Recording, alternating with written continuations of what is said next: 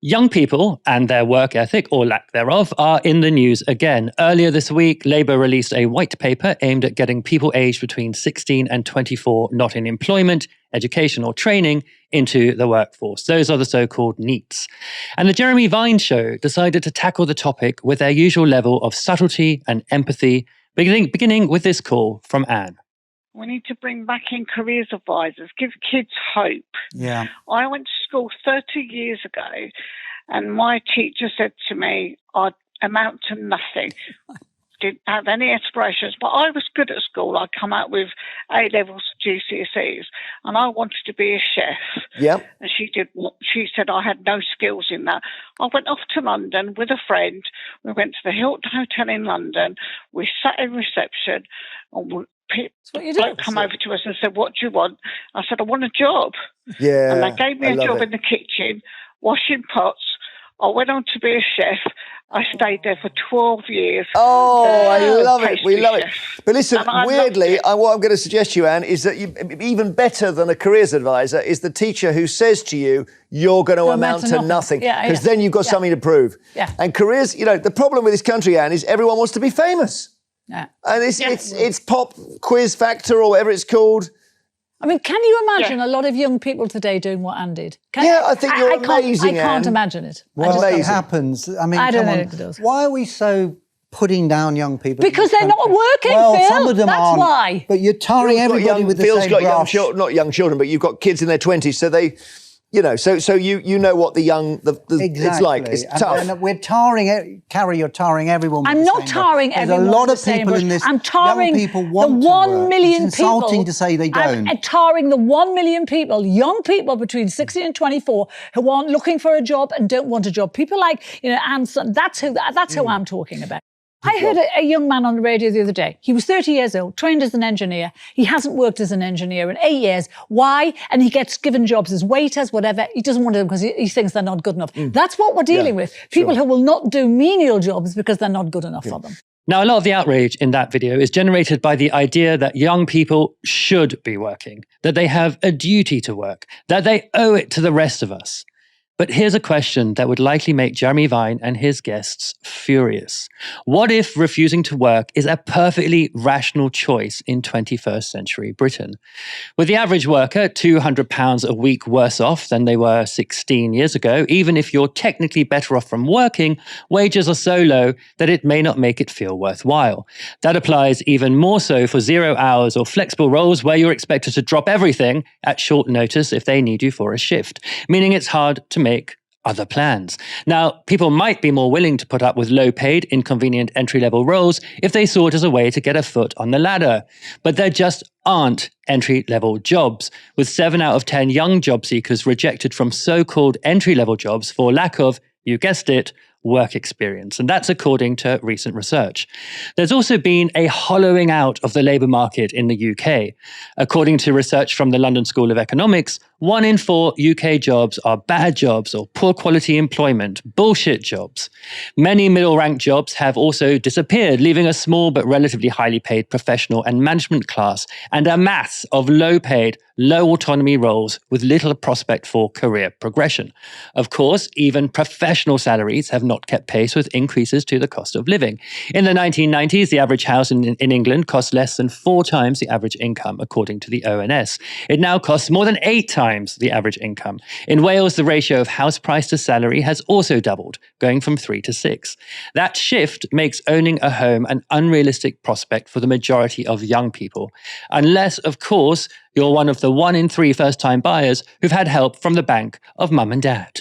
Meanwhile, rents are rising at a much faster rate than both wages and inflation. In 2019, Shelter found that in 2/3 of the country, working families could not afford to privately rent a typical home without turning to housing benefit. And the problem has only become worse over the last 5 years. And if you do manage to buy a house at what is now the average age for first-time buyers of 37, you may have already spent around £150,000 on rent. So, a young person is supposed to work, if not for themselves, then out of some sense of national duty. But if you do your duty, what do you get in return? Every aspiration that work is supposed to fulfill, from owning a house to taking holidays to being able to afford to have children, has been almost totally cut off. Instead, you spend much of your life paying off the mortgage of a landlord, many of whom are just straightforward parasites, with little money left over to save for your dreams or even to enjoy yourself, and in a job that's going nowhere. It's no wonder then that politicians have to reach for nonsense ideas like the inherent dignity of work to try to persuade people to do it. Helena, it looks like the social contract which governs something like labor exchange is just completely broken. So honestly, why would a young person think, oh, I better get to work?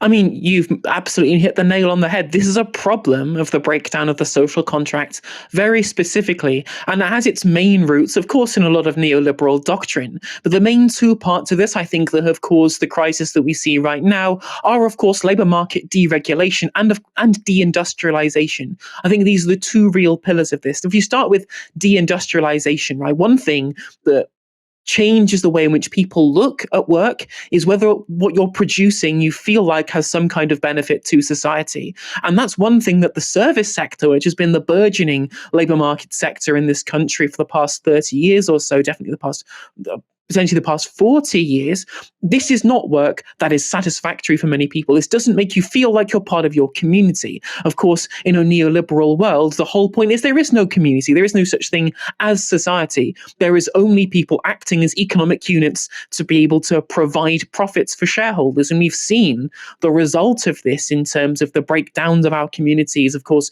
when we sold off our social housing, what did that do? That meant everybody was individual units rather than a broader community coming together for an economic project, a civic nationalist economic project. Even if you don't consider yourself a patriot or a nationalist, you can certainly see the attractiveness of civic nationalism as a concept because it does create community. It does bind people together with a shared project. But of course, that can't happen. That can't happen in a neoliberal, atomized world.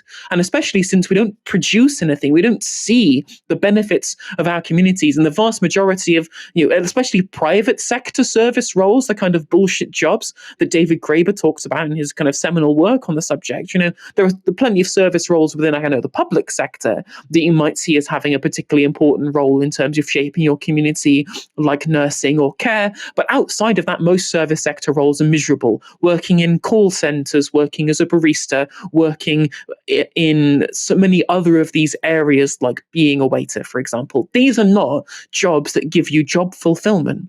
These are not ones where you feel the return for your community. And of course, the other return that you don't get, as you pointed out, is you don't actually get any material return for that work. Of course, deregulation of our labour market, the supply-side labour market reform that we've seen over the last 40 years, and bear in mind, the reduction of the benefit system is also a supply-side labour market reform. One of the biggest tricks of the neoliberals over the last 40 years, and especially since the kind of Benefit Street era of the late 2000s, is trying to convince people that somehow it's good for working people, for people who are on welfare, to get paid less money, even though this drives down wages. This very specifically drives down wages because now employers have less to compete with than those who are unemployed. Right? Of course, if you increase benefits, that means employers have to pay more to attract people into work. Whereas now, what's their incentive to do so? There isn't any. And the idea that somehow cutting welfare will therefore drive up employment, well, of course, it may drive down unemployment, but has it actually got people into the labour market? Well, no, it hasn't. You look at Denmark, have a much more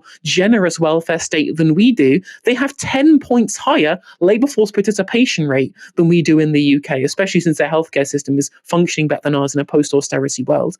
But going back to the point of low pay and insecure work, well, what is the incentive to get people out to work when, the reduction of trade union bargaining rights, what Rishi Sunak described as our flexible labour market? By flexible, he means shit, by the way. That's what that means. That means garbage for actual workers. What it's done is, if you compare overall salaries, and again, not just in low-paid areas in this country, but in professional jobs as well, our pay and our purchasing power is much lower than you get in, for example, somewhere in America as well, or places in Europe too, in Nordic countries where they have trade union bargaining agreements and higher trade union density. This was the key role of the denigration of trade unionism during the 1980s and, of course, continuing through the 1990s, in that it specifically allowed the massive gap to form between overall productivity and worker remuneration. We've all seen the graph. We've all seen the graph that shows that there was that point in the 1980s where these two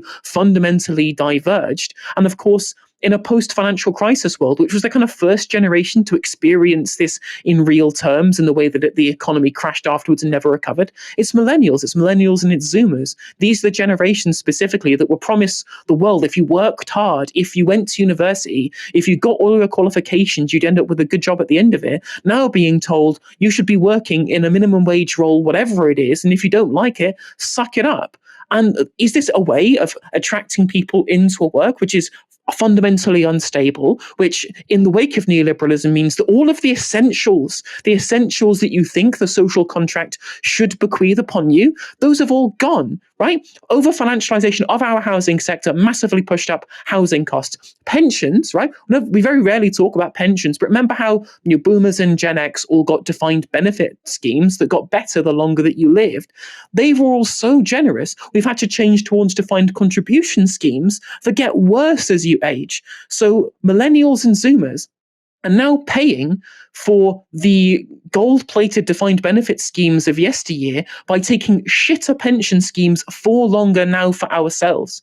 So when you can't afford a house, you're probably not going to be able to afford very much retirement, or you'll have to retire even later as our population ages and our overall productive capacity drops. You're going to have to work longer for shitter wages. You're very much less likely to have assets at the end of it unless you inherit them from wealthy parents who had the successes of those eras.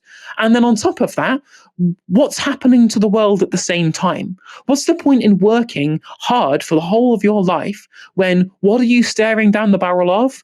Climate collapse, geopolitical instability, and of course the rise of the far right, all at the same time as the public realm has been overall decimated by continued deference to corporate neoliberal politics. The incentives aren't there to actually get into work. The wages aren't there. And of course, there is very little to hope for these people. If we really want to get young people into a position where they actually go out to want to work, pay them good wages, make sure that they can see the proceeds of contributions to their society rather than just getting them to only care about their own pocketbooks at the end of the day. And of course, ensuring that there is a world for them to work towards at the end of all of this. Because at the moment, I don't see any incentive whatsoever.